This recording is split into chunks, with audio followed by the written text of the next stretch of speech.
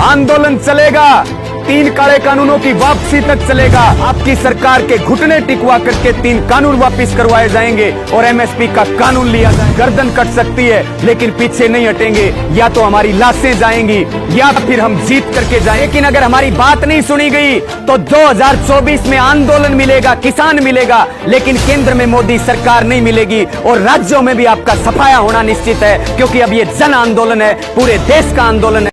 साथियों, जय किसान, मैं रवि आजाद। साथियों, आज 26 जुलाई को किसान आंदोलन के जो अब एक जन आंदोलन बन चुका है, उसके 8 महीने पूर्ण हो रहे हैं। सभी देशवासियों को दिल से सैल्यूट है और सभी हमारे शहीद किसानों को नमन है, उनकी शहादत को नमन है। देश के कृषि मंत्री जिन्होंने पूरा ठेका ले रखा है, जो एक एजेंट बन करके और देश से खेती किसानी को खत्म करने पर तुले हुए हैं, वो फिर सदन में बोले, एक सवाल के जवाब में बोले।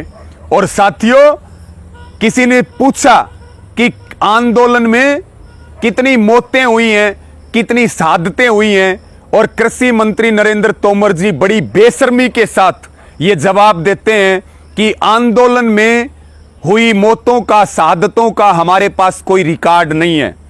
हम नरेंद्र तोमर जी को और उनकी सरकार को यह याद दिलाना चाहते हैं कि आपकी सरकार तो 70 साल का हिसाब मांग रही है। 70 साल वालों के पास 7 महीने का हिसाब नहीं है। तोमर जी, आपको शर्म आनी चाहिए। आपकी सरकार को चुल्लू भर पानी में डूब के मर जाना चाहिए, जो आप इस तरह की बात देश की सर्वोच्च और सबसे बड़ी पंचायत के अंदर कह रहे हैं। और आपको यह भी कह रहे हैं तोमर जी कि ये सरकार चला रहे हैं आप या सर्कस चला रहे हैं। जितने हमारे ज्यादातर मोर्चे हैं वो भाजपा शासित प्रदेशों में हैं। यहां तक कि आपकी सरकार के अत्याचार से, आपकी नीतियों से दुखी होकर के सैकड़ों किसानों ने आत्महत्या करके अपनी शहादतें दी हैं, उनके पोस्टमार्टम हुए हैं, उनका रिकॉर्ड आपके प्रशासन के पास है। उसके बाद भी आप इतनी बड़ी झूठ बोलते हैं, इतनी शर्मनाक बात करते हैं। इससे छोटी बात आपके लिए हो नहीं सकती। और आपको यह भी कह रहे हैं कि अगर आपको आंदोलन में शहीद हुए लोगों का, हमारे साथियों का डाटा चाहिए, तो फिर वो संयुक्त किसान मोर्चा की वेबसाइट के ऊपर हाजिर है। और तोमर जी, हम इस देश के रहने वाले हैं, इस देश के अन्नदाता हैं। हमारे ऊपर इस तरह के शर्मनाक बयान देने से पहले 1000 बार सोचने चाहिए।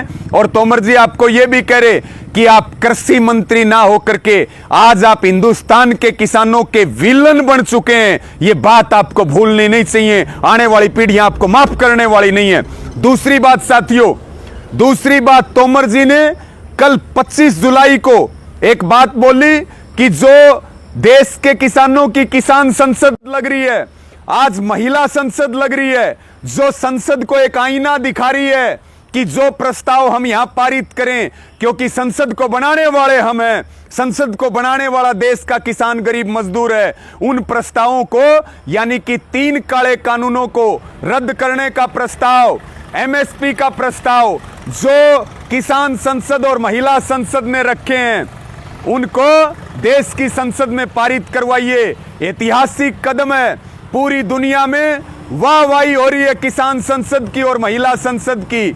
और आप बयान देते हैं, फिर एक बार आप भद्दा बयान देते हैं और आप कहते हैं कि इसकी कोई प्रासंगिकता नहीं है, कोई औचित्य नहीं है, ये निरर्थक है। तो हम आपको ये बात भी बताना चाहते हैं तोमर जी, जिस सदन में आप बैठे हैं वो सदन देश ने बनाई है, और अगर सदन ठीक तरीके से काम नहीं करेगी तो हम संसद बना सकते हैं, तो संसद बिगाड़ भी सकते हैं। और यह भी याद रखना तोमर जी, सुधर जाइए, सुधर जाइए, अपनी सरकार को ठीक रास्ते पर ले आइए, नहीं तो निश्चित तौर पर हम कह रहे हैं कि आपकी सरकार दोबारा सत्ता में नहीं आ पाएगी। आप कभी सदन के सदस्य नहीं बन पाएंगे और कृषि मंत्री बनना तो बहुत दूर की बात है। और अंत में मेरी सबसे यही अपील है, इस वीडियो को ज्यादा से ज्यादा शेयर करते हुए ऐसे शर्मनाक बयानों के ऊपर कृषि मंत्री को मुंह तोड़ जवाब दें। और अंत में यही कहेंगे, आंदोलन चलेगा, तीन काले कानूनों की वापसी तक चलेगा। आपकी सरकार के घुटने टिकवा करके तीन कानून वापस करवाए जाएंगे और एमएसपी का कानून लिया जाएगा। गर्दन कट सकती है लेकिन पीछे नहीं हटेंगे। या तो हमारी लाशें जाएंगी या फिर हम जीत करके जाएंगे। आंदोलन चलेगा, लेकिन अगर हमारी बात नहीं सुनी गई तो 2024 में आंदोलन मिलेगा, किसान मिलेगा, लेकिन केंद्र में मोदी सरकार नहीं मिलेगी और राज्यों में भी आपका सफाया होना निश्चित है, क्योंकि अब ये जन आंदोलन है, पूरे देश का आंदोलन है। धन्यवाद साथियों। जय जवान जय किसान।